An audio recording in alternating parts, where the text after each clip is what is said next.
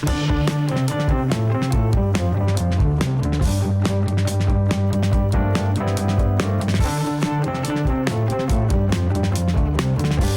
today we have another sanag product, and as with the previous one, they are also open ear, and also like with this one, they do have an app support, but it's pretty similar overall.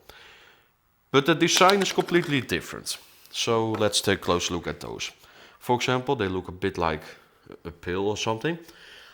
And the driver has been a bit different with its opening than some other solutions. Also, it is really like clipping onto your ear.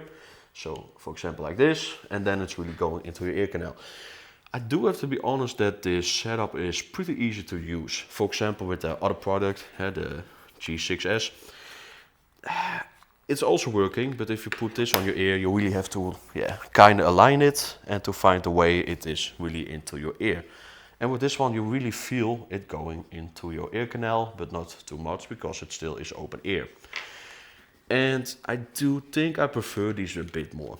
They're more compact, they are not that big, and they also work a bit better on battery life overall.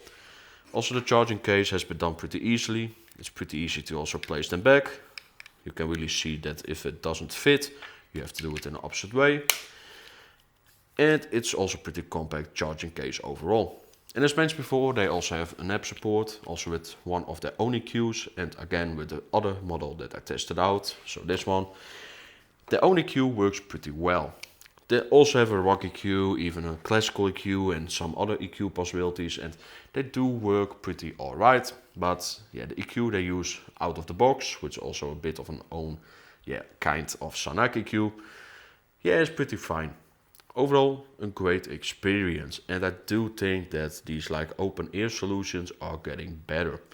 Not only Soundcore, not only ABL, but even these smaller budget brands are really getting into the quality of a good compromise in audio performance. Like with these, I was pretty happy with the bass performance and also with the overall volume, even though they can always be a bit louder, but you lose a volume if you have open ear solution. But with these, I noticed that they have maybe a bit less on the bass side. So it's really like, I would say, a bit less. But these S6S do perform pretty well in the clarity.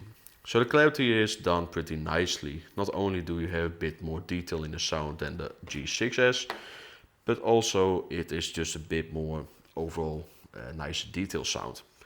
But you do lose a bit in the bass performance. It is neither a best comparison, but they both have their own plus and minus points. And I would say if you really care about a bit of clarity, these are better.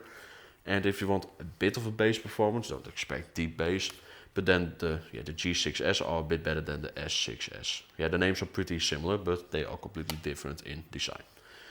Overall, pretty great performers. But as mentioned with this one, the app could have had a bit more functionality, like separate volume control, maybe even like separate settings between the headphones. Like even with the EQ, it's great they have different EQ possibilities, but a custom EQ would also have been great in their app. But they still maybe need to learn with the application support. Overall, great performer, and I hope you guys enjoyed this video, and see you all in the next one.